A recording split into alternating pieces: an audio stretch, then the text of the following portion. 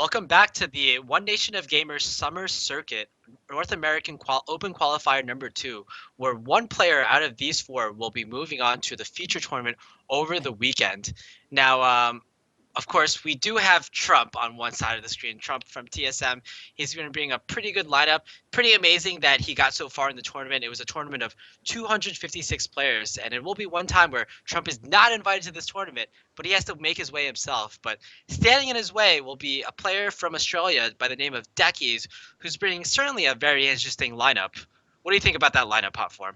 Yeah, to me, these are all the least commonly picked classes right now. Paladin is becoming a little more popular in the tournaments. I think Druid has fallen out of favor a lot, and then Shaman is, of course, one of the least played classes, probably alongside Priest for the ones we see most rarely. So for him to have made it this far, he's definitely got expertise under his belt, and he knows his decks well.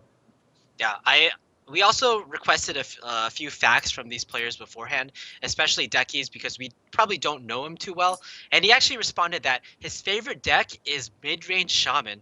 One of my favorite decks as well. One of your favorite decks, I know, Hot Form. And it's going to be pretty interesting because more likely than not, we will be seeing mid-range Shaman instead of mech Shaman in this tournament. And that's going to be pretty exciting. I see one of Decky's comments is, "I'm good at Druid when I draw Wild Growth." So I guess we'll have to hope that he draws Wild Growth in these games to see his Druid ability. Does that mean he actually just plays horribly when he doesn't draw Wild Growth? I'm not sure. At face value, that's what it says to me, basically. Now, Sometimes an innervate, gotta have an innervate in there too, right? yeah, fair enough, fair enough. One interesting thing about his lineup is also mid-range Shaman has actually done fairly well in tournaments recently. Hawkeye from DreamHack, he actually went 6-0 in the um, DreamHack Open Series in the DreamHack Swiss qualifiers, basically, and he swept it all with Shaman with one Lightning Storm, basically saying that I'm going to ignore all Patron Warriors. I'm just going to lose to that with my lineup, but I'm going to win every single match, and he did so in pretty convincing fashion. That's really cool. I also like seeing that Trump made it through the open bracket to get here, right? It takes quite a bit of time commitment, and then you have to beat all of the people standing in your way, right? So for Trump to take the time and commit to that and actually like work his way through the open bracket really says a lot about his character as a player, I think. Yeah, not only that, but he actually streamed his way through the open bracket. So not only were his opponents able to see the cards that he was running from the previous rounds, but also he was commentating the entire time. So also not a very difficult thing to do, commentating when you're in a high stakes tournament and also playing that tournament at a high level as well. Yeah, no doubt. And then you're right that people can get his tech choices in advance. So he's one of the players that has the biggest disadvantage in that sense that people will study what he's bringing and he won't have any information on his opponents available, which I'm sure Trump would use to the fullest extent if he did have that information. Yeah, exactly. Another thing is that because Trump is such an exposed player, because he tends to play in a lot of tournaments, even if like he didn't stream his run, like pretty much from Deckies' perspective, you know what your decks your opponent is running because throughout Trump's stream, he pretty much always plays like kind of the same decks, mid-range Paladin. I have to gather a handlock from Trump and probably a Patron Warrior, possibly a Control Warrior, although he's kind of been switching more to Patron these days. Yeah, I think he's bringing Handlock too, right? That's kind of a dying breed right now. We've seen so many Malagos Warlocks that the Hand Warlock does have a bit of a weaker match against the Malagos Warlock, in my opinion, but in other matchups, such as against Patron Warriors or against Rogues, it's a little bit stronger. So I guess he prefers that edge, or maybe just his experience with the deck leans him towards picking that. Yeah, I think Trump is looking at Trump's strategy. I think he's mostly thinking about what are the three best decks that I can play right now. And from Trump's streams yesterday, I know he's playing midrange Paladin, Handlock, and Patron Warrior, and I do believe that those are the decks that he's most confident within. Most confident with overall in the metagame. About 2 or 3 weeks ago, before the ESL Legendary Series Finals, he actually preferred to adopt a strategy of a lineup that tended to counter Patron Warrior, such as with Control Warrior, Handlock, and Ramp Druid. But ever since like he kind of fell out in a lot of tournaments, still losing to Patron Warrior, I think he's kind of given up that strategy. Because as you said, Hot Form, like sometimes Patron Warrior just like it might be its worst matchup might just be 50%, right? Yeah.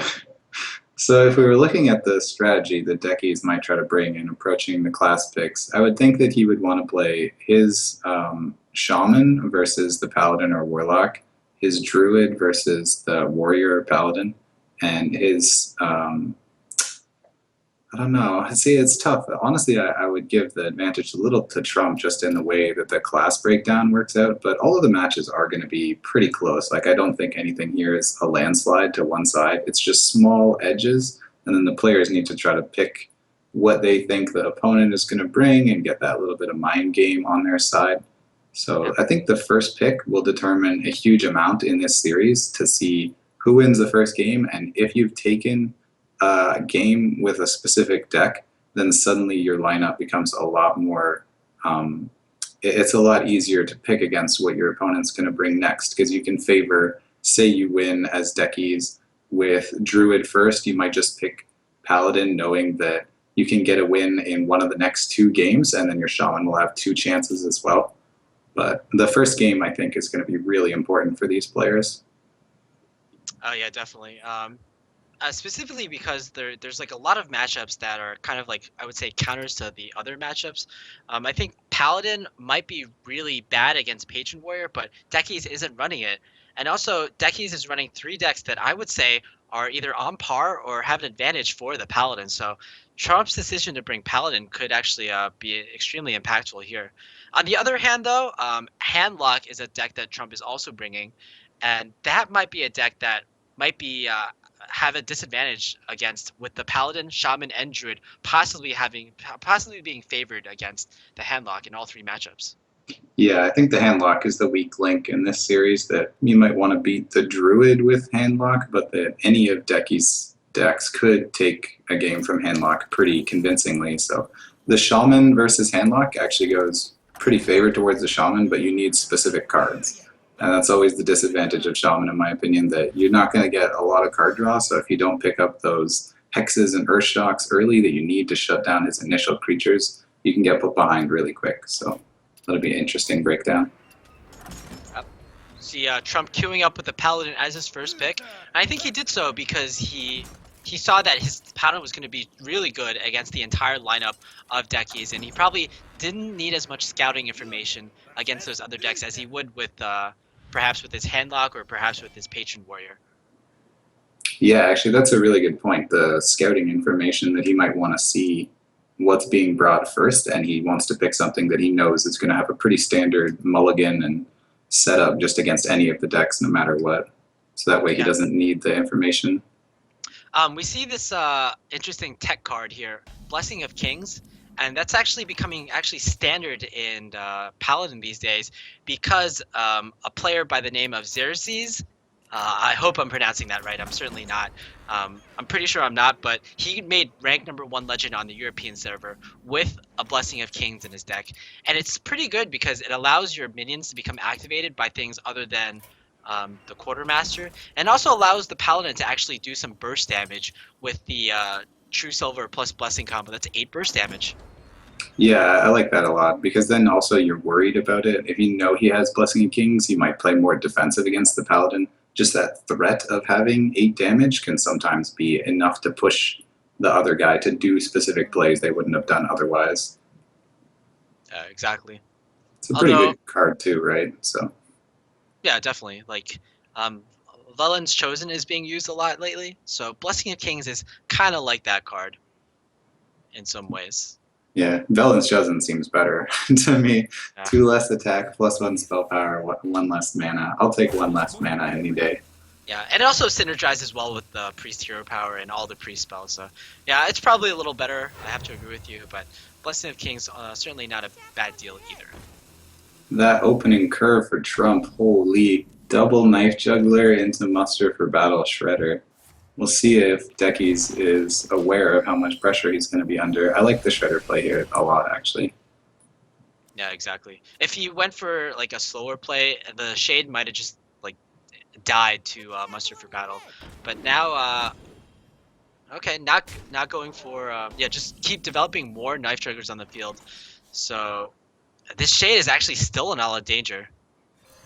Yeah, Although it does have the Shredder to protect it in a way. That's a pretty good unit. And that's actually one of the best units you could expect out of that. 3 HP, it has enough damage, so there's nothing that's going to put up a big threat to it this turn. Trump, I'm sure, is sad to see that innervated Shredder, because otherwise the double Knife Juggler muster for battle is just an incredible amount of pressure early on. Yeah. I mean, there's obviously still a chance that the muster can get a lot of value in. There's still a chance that it can kill the Shade, for instance, and there's even a chance that it can kill the Sun Fairy Protector. I would say that actually it's equal chances for the muster to kill both, because you do have the attack from the muster as well.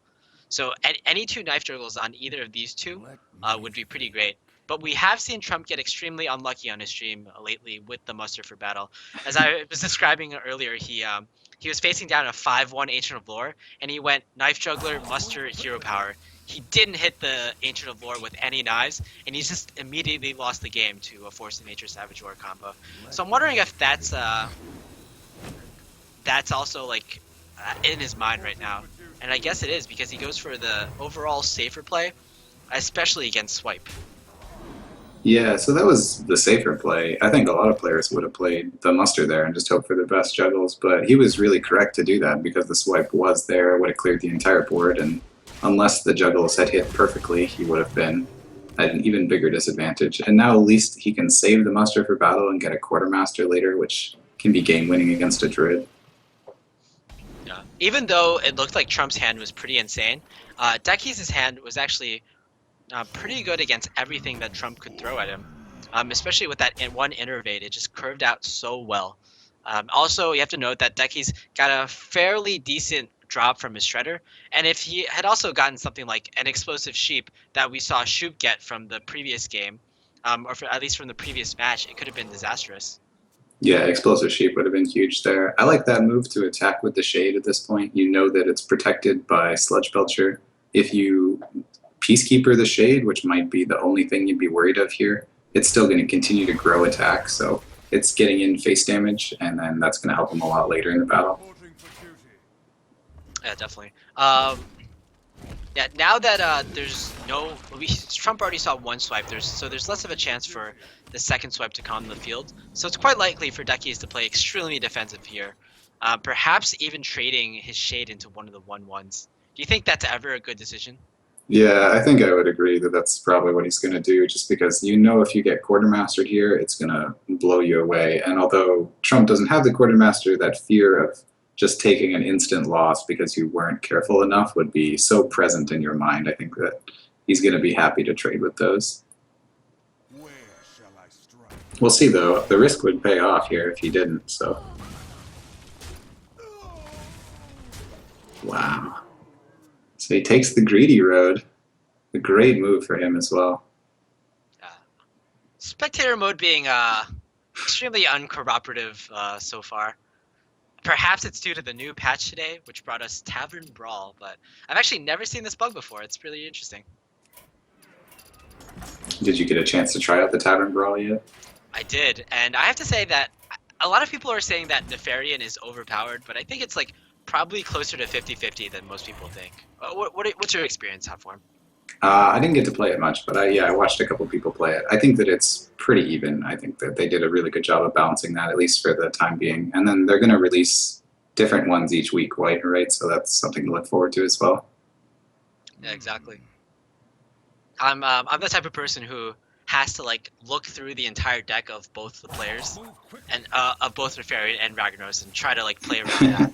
I'm that guy basically. But I'm the guy that just goes in and plays all the cards that he's dealt. Yeah, fair enough. Different types of gamers. But yeah, Trump can sort of deal with this board now. It's looking slightly better for him. But on the other hand, there is an Ancient of Lore, and there's even an Adradrake if Deckizz wants to fit in a hero power here. You think this is? I don't think this is looking too good for Trump. I think this is a really uncomfortable position. He knows he can't deal with the Shade, and then he's already behind on the board. Plus, the Druid is playing first, and he has no good tempo mechanics in his hand. He needs like a Peacekeeper or an Equality right now to save the game. Yeah, yeah, definitely. Like, if he didn't have this Adradrake or Ancient of Lore, for instance, Trump might be thinking he can just like outcard his opponent. but with both these drawing mechanics in the Druid's hand, I think it's going to be a hard-fought battle from now on. Is he dead? I think he might be dead. If the shade hits him, then he dies. There's no way to kill the shade. Trump played that really well. I mean, he took the correct gambles at the start. He played the Zombie Chow, and then that got swiped, and he played Muster after. No Quartermaster was drawn, just wasn't really one he was going to take. I would normally give the advantage a little to the Druid in this match because the combo is so relevant later, but this was just a board control win, honestly. Yeah, just unfortunate how all the cards like ended up, because even though Trump got sort of the dream knife juggler battle, double knife juggler start, the Druid was able to deal with it so effectively. He just had all the right tools: shade, innervate, a pilot shredder that dropped a decent 2-drop, and then swipe to follow that up. It almost doesn't really matter too much what the Druid has to follow that up. If the Druid can get board control early on, and the Paladin doesn't get like a True Silver early, which is one of the key cards in the matchup, I feel, it can just like turn really astray. Deckizz played that really well. You got to give him credit for that as well. He played the Shade, and then he knew he was safe to attack with the Shade, and that Shade won him the game by dealing damage 3 turns in a row, where a lot of other Druid players would probably say, okay, I'm going to draw into damage later, I'll worry about killing the Paladin then. He took the risk, and it paid off really big for him. Yeah, you like when you're playing a Paladin, there's always the threat of a quality Consecrate, for example, so you might as well get that extra damage in, especially when it's behind such a good taunt. Trump, he queued up with the Paladin last game, and unfortunately he took a loss, but I think it's very likely that he'll kill with the Paladin yet again, just based on the matchups that are remaining. Yeah, I think that's a good choice, but like I said, the first match determined a lot there, so I think Deckizz has the pick advantage now. He gets to say, okay, which deck do I think is going to be weaker, and do I want to get that out of the way first? Do I think he's going to pick Paladin again? Do I want to just counter Paladin? But both of his decks are going to be pretty strong now. The Druid was something that could have lost pretty easily to Trump's lineup. We're going to see a pretty epic mirror here from Trump. Now, I believe Trump on stream, he's kind of preferred 2 Zombie Chows in his deck, whereas a lot of other players, they might prefer to go sort of a more control-y aspect. How do you think that factors in? Which deck is more favored based on the fact that one might have 2 Zombie Chows and the other might only have 0 or 1?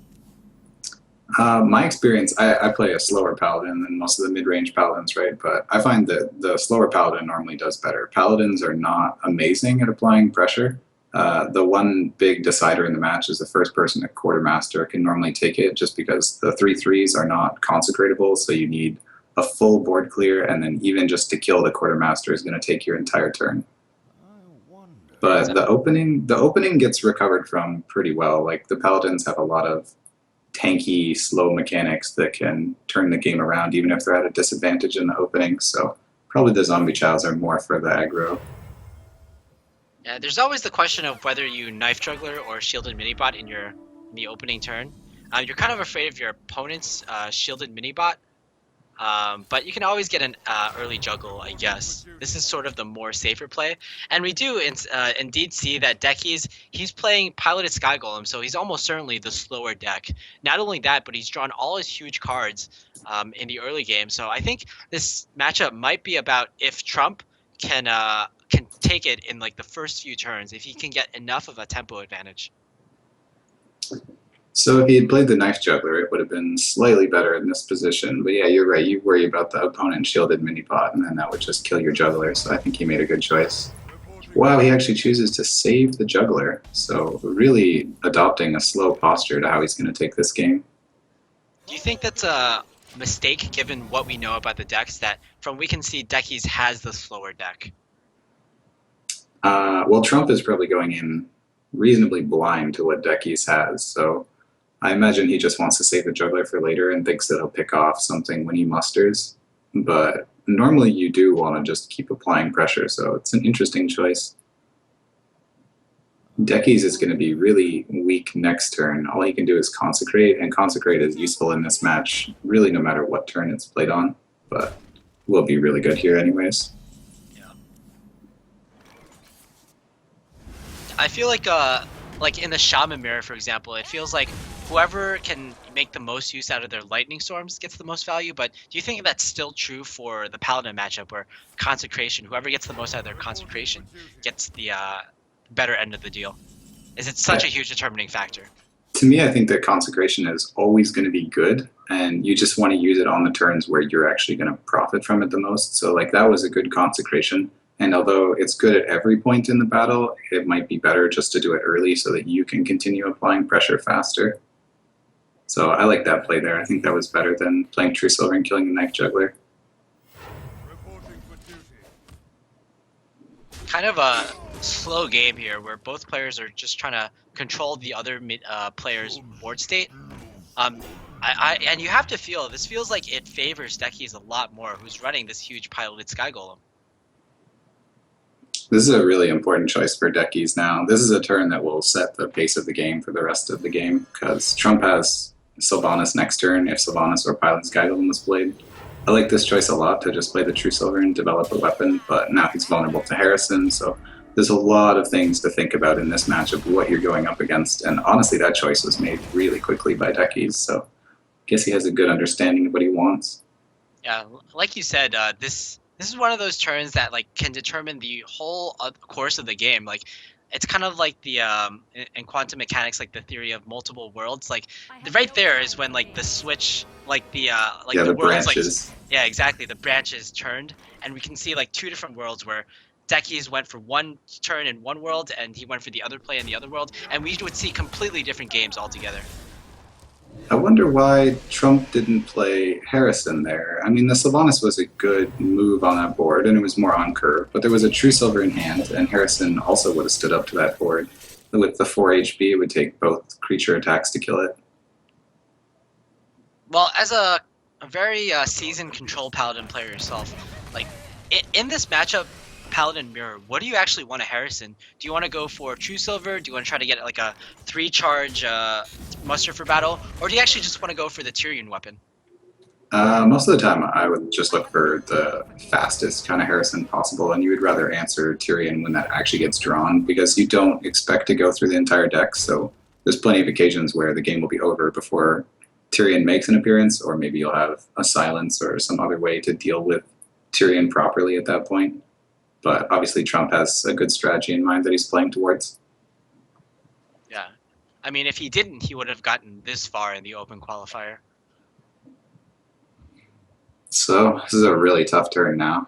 Sylvanas on board. You can't really kill it. You could kill it with the True Silver and then guarantee you lose the Death Rattle. And then you would play another Shredder, which is kind of even on the board, but your opponent gets turn lead. Yeah.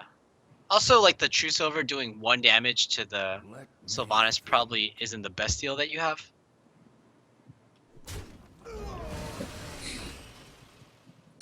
I like this play. Paladin's one of those classes that has a good ability to play around Sylvanas with their hero power, so that he can just try to deal with it later, and then hopefully it gets one of his smaller creatures that he's prepared to deal with at that point. Well, as the opposing Paladin player, as the player with the Sylvanas, is there any way to like force really good trades with the Sylvanas and force something good that can be stolen from the Sylvanas? That Boombot was pretty Yeah. terrible. 1 Yeah. damage on the wounded guy. I think you probably just want to save your Sylvanas, honestly. To me, you want to keep the Sylvanas as a threat so that your opponent can never play a 5-attack creature. And the longer it remains on the board, the more time your opponent has to worry about using specific things. So yet again, Deckizz has a choice of which big minion to drop. You kind of feel like the piloted Sky Golem gets traded in too easily with by the piloted Shredders, especially that 4/1 Shredder. Whereas this Sludge Belcher, it trades much better with the creatures on the board. Yeah, I think the Sledge Belcher is really strong here, just knowing that a Paladin's not going to have an easy way to do 1 damage.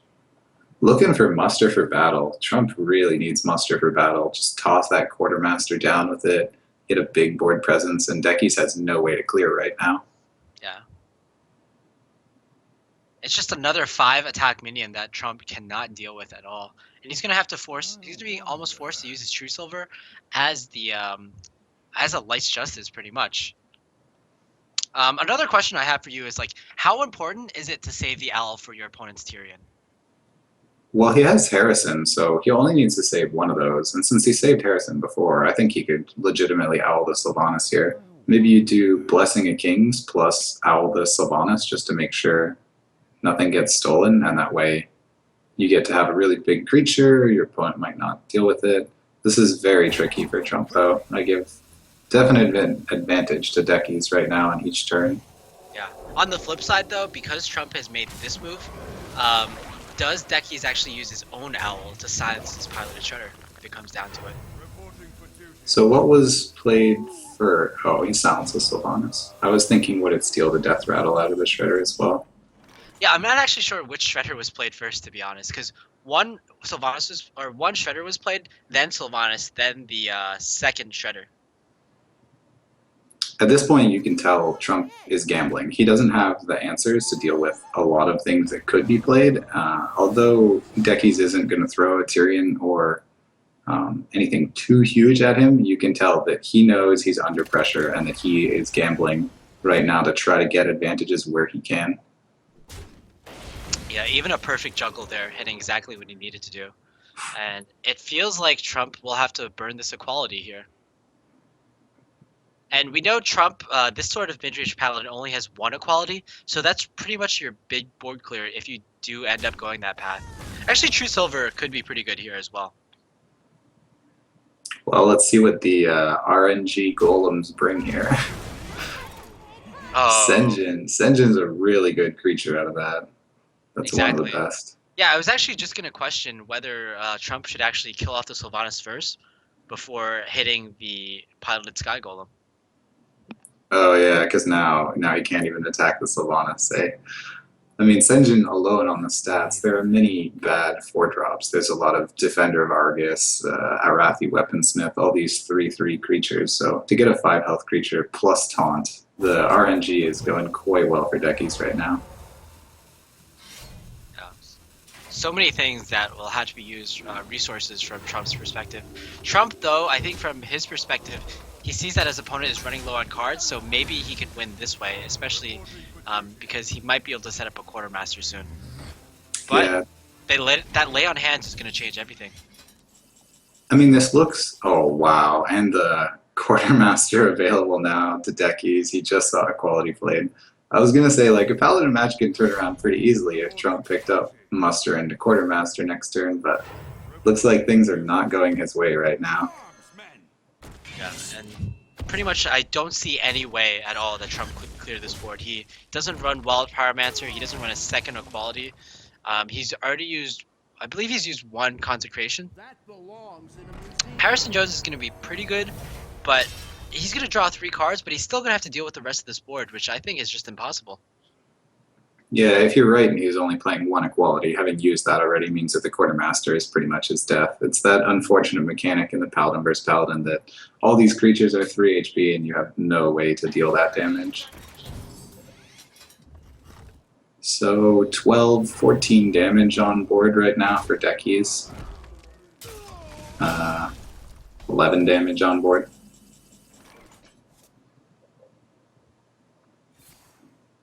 Okay, this, it's maybe not that bad. It's still a pretty tough position, but Trump has a play on hands as well. He's not going to die this turn. And since Deckizz will likely trade some of his guys here, it slows down his death even more. I would actually like to see mostly an all going to face because first of all you have the second quartermaster, and also judging like if Deckizz has scouted well enough, he'll know that Trump only has one equality. So Trump is going to have such a hard time dealing with the rest of the recruits, and pressing Trump right now, pressing the opposing paladin, seems like a good deal as well. Just Yeah, forcing him to make the trades. I agree completely. The going face is a much better play, especially because he's at 30, so he knows there's nothing that's going to threaten him in any way. Second Consecrate, maybe? No, it gets the Knife Juggler. So on board, he can kill only 2 of the Silverhand recruits. He also has to worry about that like innocuous 1/1 on the field because it can also be buffed by a quartermaster. And now that Trump is going for lay on hands, like I don't really think there's anything he can draw that prevents these other silver hand recruits from getting buffed. And he Yeah, doesn't. Oh man, he doesn't even kill the silver hand recruits. He goes for the quartermaster. I mean, I like that play there. I think that he is not going to be able to play around everything at this point. So he's trying to make a play and say, okay, if my opponent doesn't have, if my opponent doesn't have second quartermaster, but Deckizz is sitting on second muster and second quartermaster, so there's not really a lot going in Trump's favor right now. Yeah. That being said, though, Trump does have 2 consecrations, so he'll at least be able to deal with this board. Yeah, the 2 consecrations are really important. He's going to be at 5 HP when he does it, and he'll have only the shielded mini bot left next turn, I think, after he consecrates.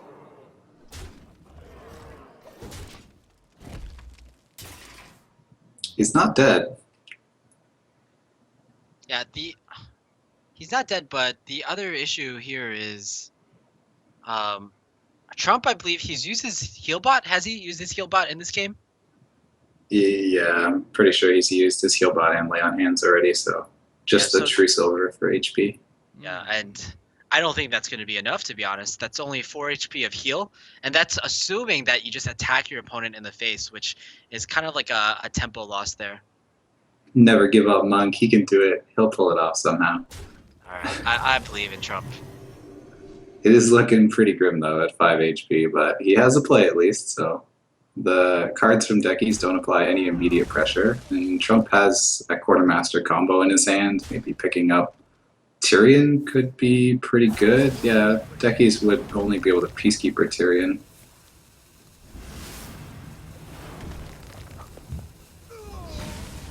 True silver would also be pretty good. If Deckizz is going for, if he's like the Avenging Wrath kind of player, that would also be great. And wow, true silver it is.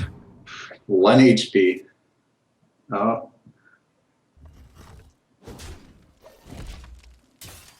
Well, Deckizz not missing a step at all. He knows what he needs to do. He's out for blood right now. 1 HP left for Trump. Trump, funnily enough, he can survive this turn, but then he dies to the 1 attack weapon from the Paladin. Yeah, so it looks like this game is over. The final deck from Deckizz will be a Warlock, right? No, I think it's Shaman. Oh, right, Trump's the one with Warlock. Okay, so, well, Shaman is definitely known as one of the less popular ones. We'll have to see if Deckizz can take a game with that. It's going to be in his favor to take just a single match, but there's a lot of possibility that he could lose 3 in a row and Trump still takes the series. Yeah. I mean, to be honest, if the Shaman loses 3 in a row, people are going to start questioning if Deckizz brought the right deck to the lineup. It's out of any deck in the metagame, I do see Shaman having the opportunity to lose 3 in a row. Especially against Trump's lineup, which is Paladin, which I would say is favored, Patron Warrior, which I would say is favored, and then Handlock, which I wouldn't say is favored or unfavored. I think it really depends on the type of Shaman that Deckizz is bringing. If he's running Doom Hammer or like Lava Burst, I think those are good cards. Mana Tide Totem is a good card, but if he's running a more of an anti-aggro Shaman, like double Zombie Chows and a lot of defensive cards, like maybe even Eggs, then I think Trump has the advantage there. Yeah, I'm not sure which deck Trump will be bringing now, right? Oh, it looks like he picks Paladin again. This is a fairly even match, honestly, but the hand Warlock will be the one that's toughest. I wouldn't have minded seeing him bring the Warrior, because Warrior is a really strong match against Shaman. You really just get answered by Lightning Storm. Shaman has no heals, so you can apply a lot of face damage. Has many mechanics that go in your favor. Oh, it's really interesting because you said that most players, I think, would regard Shaman to be unfavored against the Paladin because they have a hard time dealing with a lot of 1/1s. You don't really want to Lightning Storm them. But you know what? Hotform, as the resident Paladin and Shaman expert, can you explain more about that matchup? Okay, so in this matchup, you mean the early board control makes a big difference. So the first 4 turns actually almost decide the game. And we can see that Trump has a better opening, so that'll go to his way. The Lightning Storm and the Consecrate are like the big comeback mechanics, but Paladin can fight from behind a lot more easily. And the Shaman, once they've gotten behind, they just have the Lightning Storm, doesn't always clear, has some RNG, gives up overload, so it's a lot more punishing to try to take the board back. Yeah, fair enough. So would you say that is actually the big advantage of Paladin, that they can take the board back from an unfavorable position? Yeah, or even just that, like both classes can take the board back from unfavorable, but Paladin's ability to take the board back is much more efficient because you're not worrying about harming your next turn and you're not worrying about it failing. I think Trump, by his reaction, he isn't too happy, but he looks okay with this lightning storm. A little unfortunate that it rolled 3 on the one that mattered, but you know what? Yeah, that's what you have to deal with. Trump has the ability to come back onto the board with a pilot shredder, but after that, it's looking kind of grim, to be honest. I don't know. This is still okay. Like Trump is down in cards by quite a large margin, but as long as he can return stuff to the board and he's still in command of the board right now, as long as he gets one more step up on the board, even just the heal bot here puts on a good amount of pressure. It lets him know that there's probably not another lightning storm, so he can keep playing everything into it, and the Shaman won't be able to build a board back up on his own. Doesn't play. Sorry. Yeah, I was gonna say, what do you think about this heal bot versus just the Silverhand Recruit? Do you want to play it slower in this matchup? I would have played the heal bot without a doubt. I think having as much power on the board after you've seen him Lightning Storm is really helpful. But he might know that he wants to save it for a heal later, maybe. Yeah. Maybe Trump's mindset is that, like, because a lot of players, I think besides you, almost everyone thinks that Paladin is extremely favored. So maybe Trump is thinking, if I play the long game, I should be able to win it out in the, just like straight up. He's setting up for a really good Quartermaster or Doctor Boom next turn, both of which are going to be really hard to deal with. I think I like the Quartermaster a little better than Doctor Boom here, just because you know there's been a Lightning Storm and Sylvanas won't be able to trigger on anything. But he goes for the big one. See if that pays off for him.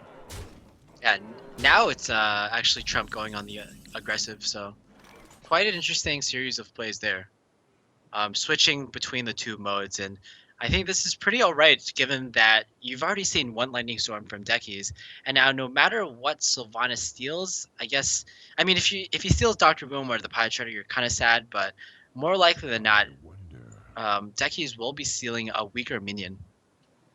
This is a really tough choice here for Deckizz. He has a lot of spells in hand, but this is the turn where he knows he needs to do something major to recover the board. He has a lot of like the comeback mechanics though, like Earthshock, a comeback onto the board mechanics. Earthshock is really good. BGH, perfect against the Dr. Boom. Just a lot of answers all throughout. He's thinking about the Fire Guard. Wow. Wow. Oh. I think Deckizz is actually probably going to be a little sad that Fire Guard has 7 HP. Now it's vulnerable to BGH, unfortunately. Yeah, no BGH to be seen though, lucky for him. So he has a lot of damage on the board. Trump really can't ignore that, but the boom bots are going to be an efficient way to trade. If only there was a Consecrate, right? A Consecrate here, everything would be at 2. You would lose one of your really small guys. You could still squeeze in a Blessing of Kings even after the Consecrate. Yeah, I think instead you might be even forced to use your True Silver Champion on these 2 HP creatures. Oh my god! Oh, well, all right. Maybe a little RNG for Trump this game. Hopefully he can make use of that well. So almost certainly this Flame Tongue Totem is going to get stolen. But Trump has the perfect answer in the True Silver Champion. Oh, that's unfortunate.